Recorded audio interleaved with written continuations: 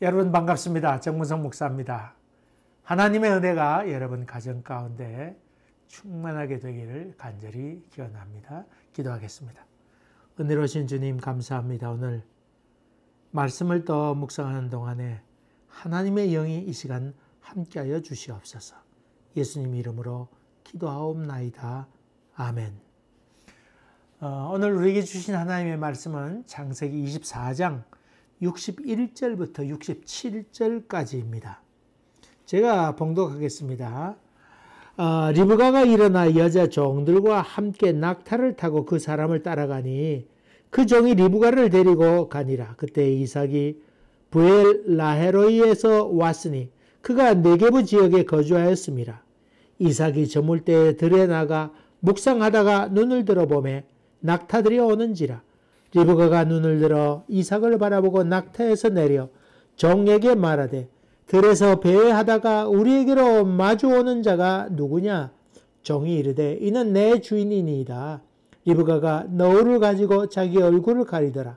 종이 그 행한 일을 다 이삭에게 아뢰매 이삭이 리브가를 인도하여 그의 어머니 사라의 장막으로 드리고 그를 맞이하여 아내로 삼고 사랑하였으니 이삭이 그의 어머니를 장례한 후에 위로를 얻었더라.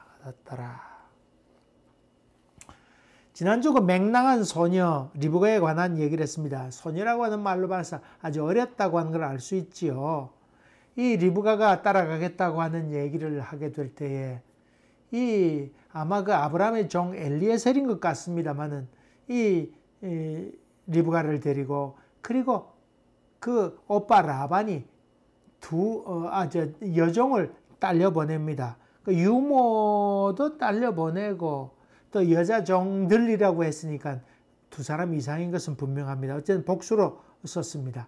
이렇게 해서 여러 사람을 딸려 보내서 그 리브가가 잘 갈 수 있도록 그렇게 해주었는데 들판에 있는 그 이삭이 거기서 있다가 그 리브가와 만나게 되는 장면을 보게 됩니다.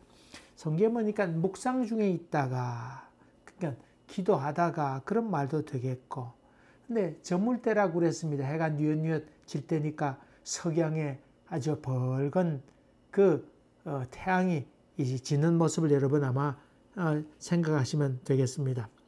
특별히 그 예루살렘 성은 그 이스라엘 산은 다 높은 데 있잖아요. 집들은 성이 높은 데 있잖아요. 그 산 위에다가 집을 다 짓잖아요. 그래서 거기서 이렇게 바라보면 멀리까지 볼 수 있는데 석양 지는 것을 볼 수 있는데 온 동네가 다 벌겋게 되는 밑에 있는 산들이 다 벌겋게 되는 그런 모습을 상상하시면 여러분이 아마 되리라 생각됩니다. 예루살렘 보게 되면 아주 찬란하지요. 여러분 태양이 기울어갈 때 그 예루살렘 성을 찍은 사진 보게 되는데 지금 현재는 이슬람 사원이 있는데 그 황금빛 그 도움이 있잖아요. 그것도 벌건 그 석양이 있게 되면 거기도 아주 엄청나게 벌겋게 불타오르는 것 같이 그렇게 보이죠. 참 장관입니다. 정말 장관입니다. 거기다가 성벽도 석회암으로 되어 있는데 이 석회암이 아주 잘 반사되는 그런 석회암입니다. 여러분이 잘 아는 이집트의 피라미드도 그 참 석양에 벌겋게 지는 태양에 비친 모습 보게 되면 환상적입니다. 참 환상적입니다. 어쨌든 간에 붉은 빛으로 아니면 또 황금빛으로 그렇게 비춰지는 모습을 보게 됩니다. 훗날에 예수님께서 그 돌 위에 돌 하나 남지 않으리라 하는 예언의 말씀을 하게 되잖아요. 예루살렘 성을 바라보면서 그런 예언의 말씀을 하게 되는데 정말 그 말대로 그렇게 이루어졌지요. 사실은 이루어졌습니다. 왜냐하면 유대인들이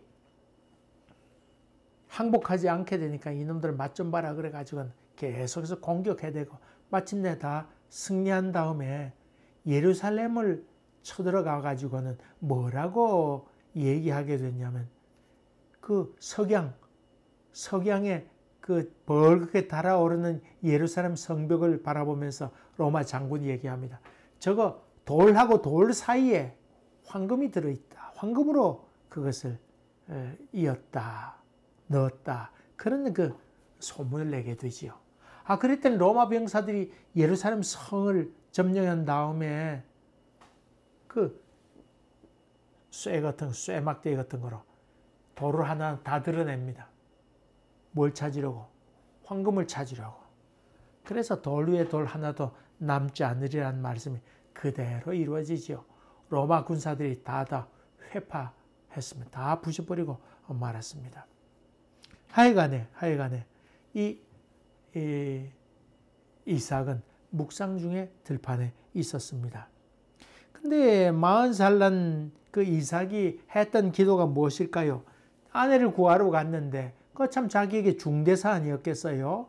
그러니까 아내 구하는 게 순종하게 잘 구하기를 간절히 구했겠고, 또 지금 돌아올 때쯤 됐는데 하는 생각에 이제 안전하게 귀가하도록 그렇게 아마 바라지 않았겠어요? 여러분이 한번 생각해 보세요. 입장 바꿔서 여자를 구하러 갔는데 돌아올 때까지, 집에 올 때까지 멀리서 사람을 구하러 갔다가 돌아오는 길에 잘 도착하기를 그렇게 기원하지 않겠어요?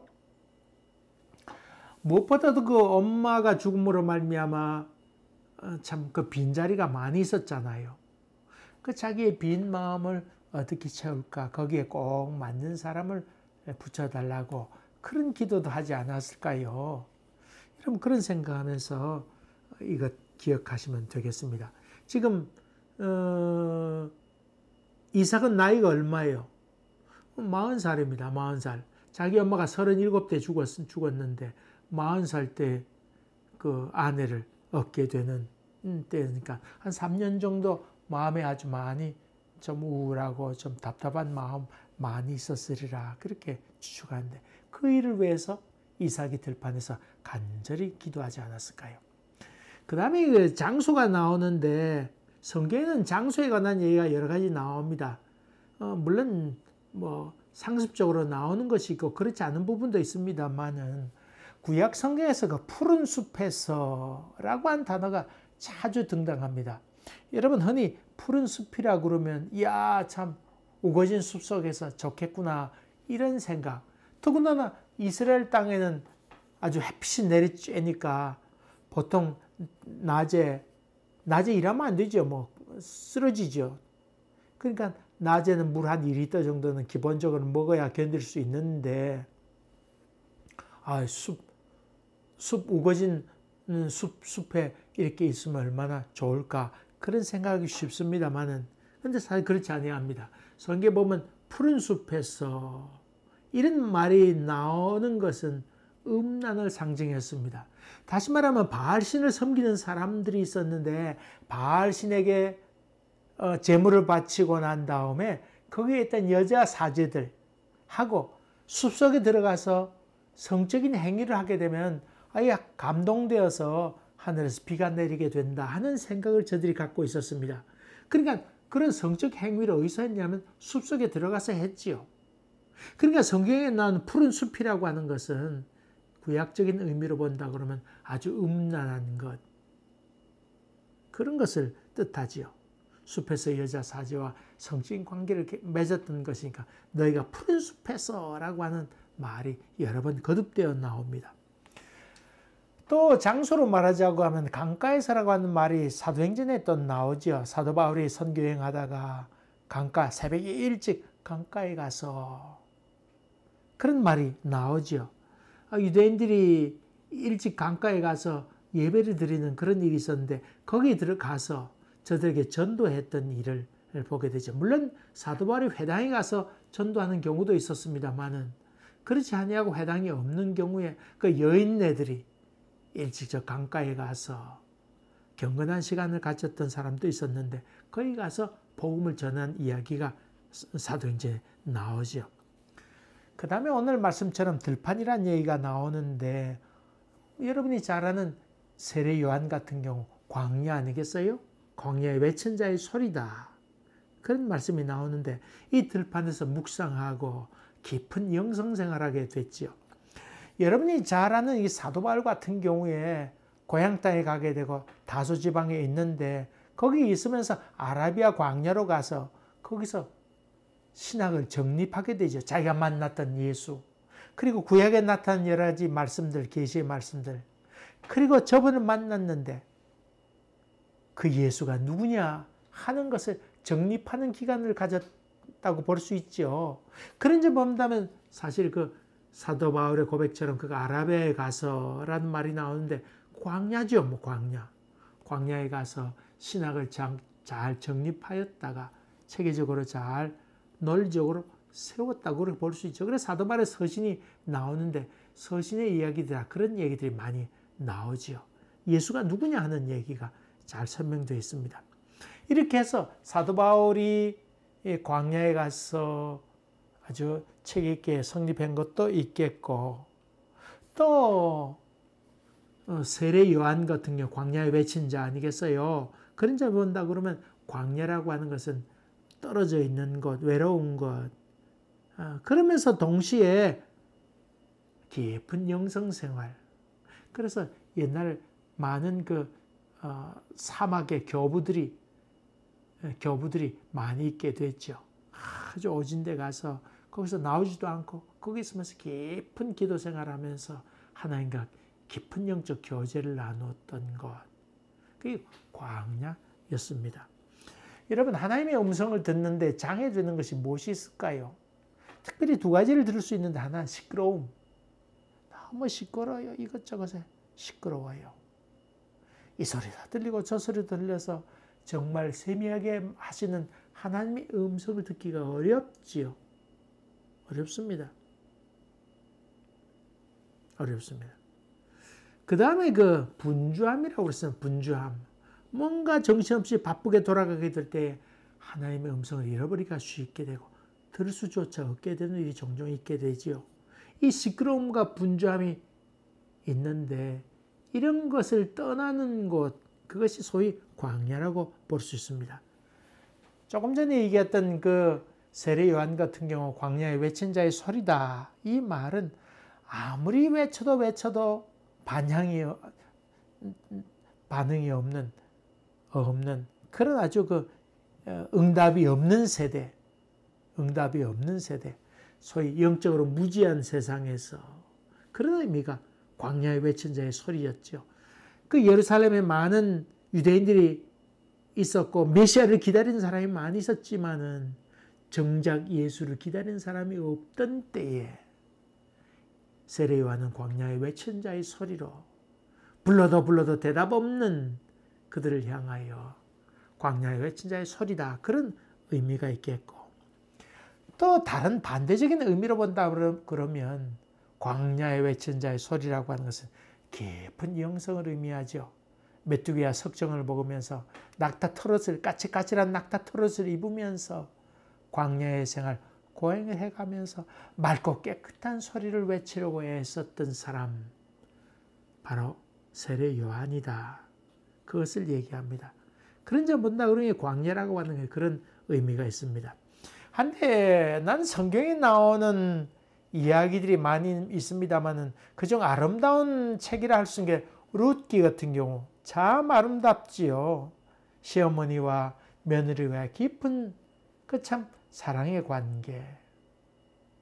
며느리니까 피가 섞였어요. 뭐가 섞였어요? 아무것도 섞이지 않았지만은 그러나 깊은 사랑의 관계. 참 감동적입니다. 생각할수록 감동적입니다. 또 하나 그림으로 본다 그러면 탕자의 이야기도 아름답지 않겠어요? 탕자의 이야기가 참 감동적입니다. 몇 번 봐도 감동이 새롭게 몰려오죠. 또 하나 든다고 하면 가늠하다가 현장에 붙들려 왔는데 그 여인이 예수로 말미암아 새 생명을 얻게 되는 것. 제가 그림을 좀 그린다고 하면 그런 걸 좀 그릴 텐데. 또 하나 오늘 본문의 말씀. 이삭이 광야에서 들판에서 묵상하고 있다가 저녁이 됐는데 해가 질 때가 됐는데 묵상하다가 귀절이 나오는데 참 감동적입니다.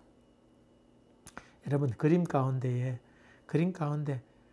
오랫동안 최고의 인기, 보통 당대에 유명해진 사람도 있지만은 그렇지 않고 당대에는 아주 찢어지게 가난하게 하다가 나중에 죽은 다음에 아주 고가로 취급받는 그런 화가도 많이 있잖아요.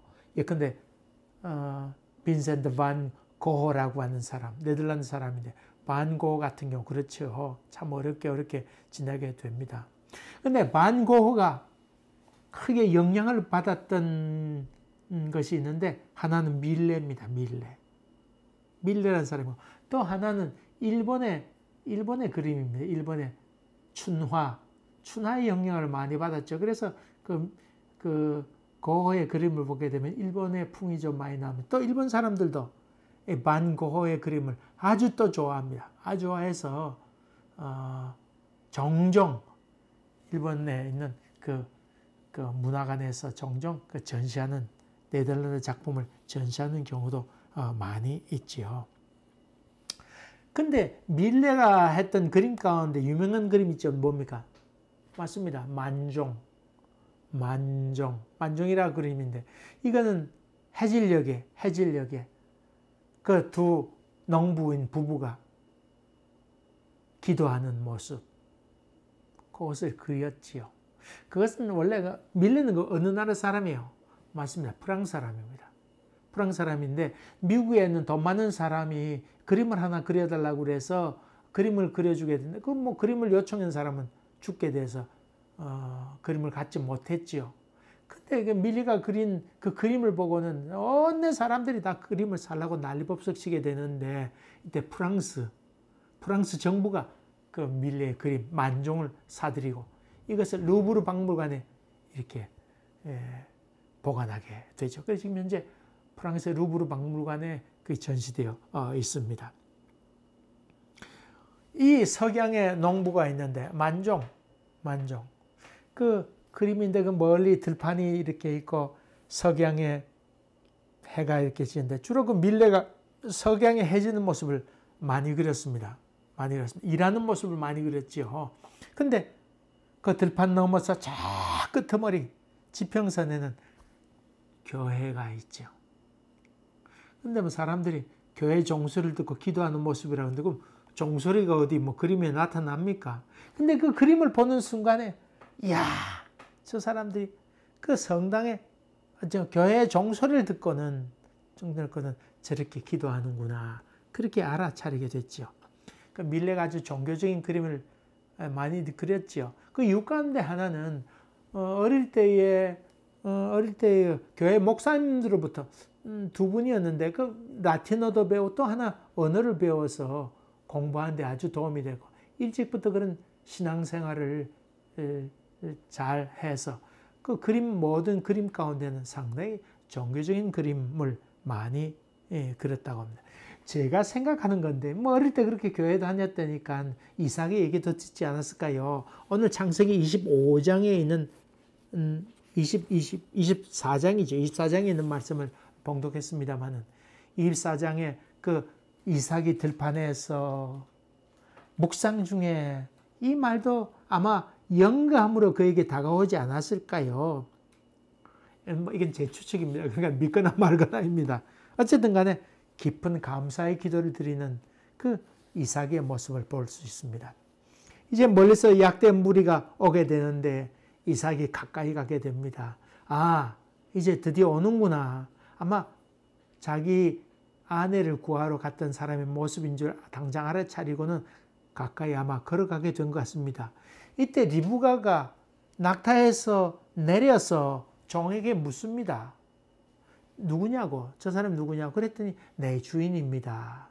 그랬더니 얼굴로 너울을 가렸다. 너울로 얼굴을 가렸다. 아마 이렇게 된 옛날 그 당시 문화로 봐서 이렇게 네모난 것으로 얼굴 이렇게 가렸습니다. 물론 당시 문화가 그런 것이었겠습니다만 리브가가 어려서부터 참 잘 배웠고 아마 떠나기 전에 아니면 그 유머가 그런 걸 가르쳐 줬겠지요. 참 지혜가 있고 참 공감 능력이 참으로 뛰어나다. 눈치가 있어서 나이가 참 소녀라고 그랬잖아요. 나이가 어렸지만 참 눈치가 있어서 예의도 잘 갖춰 땅에 내리고는 너울로 얼굴을 가렸다. 이삭의 나이는 그때 40살이었으니까 뭐 상당히 좀 나이가 좀 들어 있었고, 그때 이 리브가는 소녀였는데 12여세 밖엔 사실 안 되었을 때였는데 참 이게 지혜롭게 잘한다. 그런 생각을 해보게 되지요.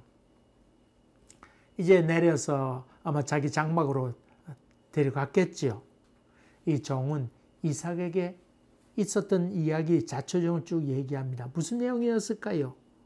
물론 리브가에 관한 이야기, 이쁜 소녀였다고 하는 거, 친절했다고 하는 거, 오빠, 그 아버지에 관한 이야기, 집안 이야기, 많은 이야기, 또 어다가다 있었던 얘기도 할 수 있겠습니다만 핵심은 하나님이 자기에 앞서가서 여호와의 사자를 보내셔서 인도하셨는데 바로 이 여자였습니다. 더 볼 것이 없었습니다.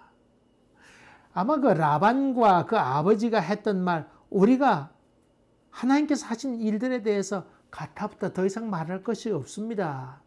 하나님께서 하셨는데 우리가 더 이상 말할 것이 없습니다. 그런 말로 결론을 맺었던 것처럼 이 종도 그런 말로 결론 맺지 않았을까요? 하나님께서 인도하셨는데 내가 더 이상 따질 수가 없었습니다. 이것이 간증이고 이 전도지요. 부인할 수 없는 하나님의 인도하심에 대한 은혜, 거부할 수 없는 하나님의 은혜에 대해서, 부인할 수 없는 사실에 대해서 하나님의 인도하심, 이것을 자기 마음 가운데 깊이 확신하는 것, 상대가 믿든 믿지 않든, 이해를 하든 이해를 하지 못하든 간에 관계없이 분명하게 이야기할 수 있는 것, 그것이 간증이가 되고 이게 전도이죠.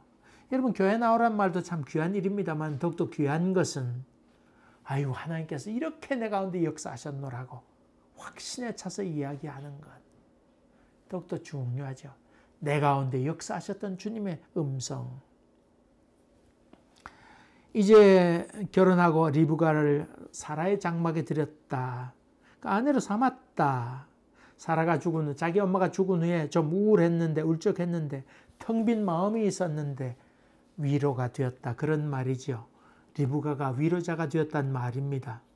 물론 그녀의 넘치는 부분도 있습니다. 앞으로 뭐 전개되겠습니다만, 그렇지 있지만은, 그러나 그 이삭에게는 참 위로자가 되었다고 성경은 이야기하고 있습니다. 성경에 나온 인물 가운데 위로자라고 하는 단어 있죠? 위로의 아들 누구요? 신약 성경에 맞습니다. 바나바라고 하는 사람이에요. 이 바나바는 사도 바울을 여러 제자들에게 소개했던 아주 참 보증을 섰던 사람이라 얘기할 수 있죠. 전도하는데 어려움을 겪게 되자 이 바나바는 이 사도 바울을 향하여 당신이 고향 땅에 좀 가 있으라고 그렇게 조언도 아끼지 않았고, 또 안디옥 교회에서 선교사를 파송하려고 할 때에 이 바나바는 다소라고 하는 지방에 가서 뭐 그 다음에 보내놓고는 어디인지 알 길이 없잖아요. 그래서 이 바나바는 다소라고 한 지방 샅샅이 뒤져서 찾아 나섰다고 하는 말인데, 그 샅샅이 뒤졌다고 하는 단어입니다. 그래서 데려와서 함께 선교사 파송으로 되어 가게 되는 일을 하게 되지요. 나중에 그 마가 요한, 그 바나바에게는 생질과 같은 사람이었는데 그런 말미암아 어려움을 겪게 되는데, 그럴 때 이 바나바는 자기 생질을 그때 실수했지만 용서해 주자고 얘기하면서 그렇게 함께 떠나기를 원합니다. 바나바는 늘 중보자 역할을 감당해내고 또 위로자 역할을 감당해냈습니다. 여러분, 부부간에도 서로 위로자가 되시길 바랍니다. 당신 때문에 참 인생이 행복해였노라고. 여러분, 제가 주례를 설 때마다 하는 말이 있습니다. 그것은 죽음이 우리를 갈라놓게 될 때 당신 때문에 참으로 행복했노라고 그렇게 고백하는 것. 그 인생 잘 산 것 아닙니까? 뭐 대단할 큰일 해야만 대단한 것 아니고 참 당신 때문에 내 인생이 참 행복했다. 그런 삶. 그것이 그리스도인의 삶인 것을 보게 됩니다. 리브가는 그의 역할을 잘 감당해 냈습니다. 이런 은혜가 여러분 심령 가운데도 충만하게 되기를 주의 이름으로 간절히 기원합니다. 기도하겠습니다. 은혜로우신 아버지 하나님 감사합니다. 이삭처럼 참 들판에서 묵상하는, 습관적으로 묵상하는 저희들 되도록 도와주시옵시며, 리브가처럼 위로자로 살아가는 저희들 되도록 도와주시옵소서. 예수님 이름으로 기도하옵나이다. 아멘. 또 뵙겠습니다. 감사합니다.